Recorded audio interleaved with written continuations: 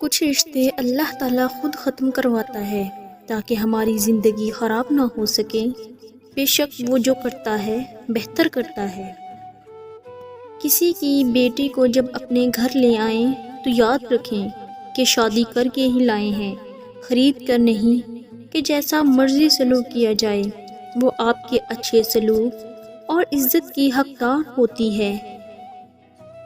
دعائیں نصیب سے نہیں بلکہ نصیب دعاؤں سے بدلتا ہے۔ تم اتنے یقین سے مانگو کہ تمہارے یقین کے بعد کہانی معجزوں کی لکھی جائے۔ پتہ ہے محبت کیا ہے؟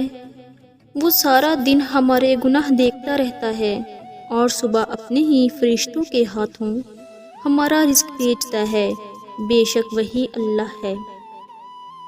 گناہ کے دوران موت نہ آنا اور گناہ کے بعد توبہ کی مہلت ملنا اللہ پاک کا بڑا احسان ہے۔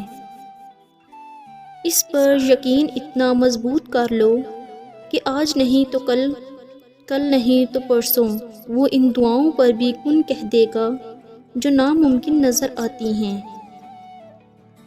درد کتنا بھی ہو اللہ کے آگے رونے سے سکون میں بدل جاتا ہے۔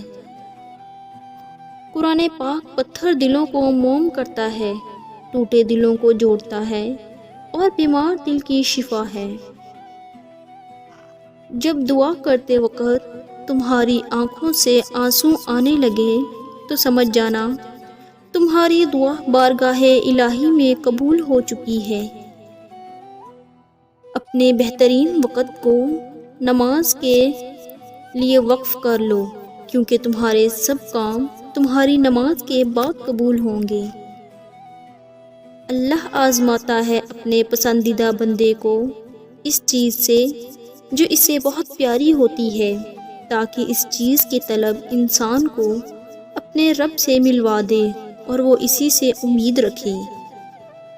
اللہ سے مانگو پھر مانگو، مانگتے رہو، وہ دے گا، وہی دے گا کیونکہ وہی دے سکتا ہے۔ جس نے نماز قائم کی اس نے کامیابی حاصل کی۔ دیکھو یوں زندگی سے مایوس نہیں ہوا کرتے، اللہ ضائع نہیں کرے گا تمہاری دعا اور تمہارا صبر۔ انتظار کرو۔ دعائیں جتنا وقت لیتی ہیں ان کا رنگ اتنا ہی گہرا ہوتا ہے۔ خبردار زنا کے قریب بھی نہ بھٹکنا کیونکہ وہ بڑی بے حیائی ہے اور بہت ہی بری راہ ہے۔ جب تمہارا دل کسی کے گلے لگ کر رونے کو چاہے تو قرآن کو گلے لگا لینا۔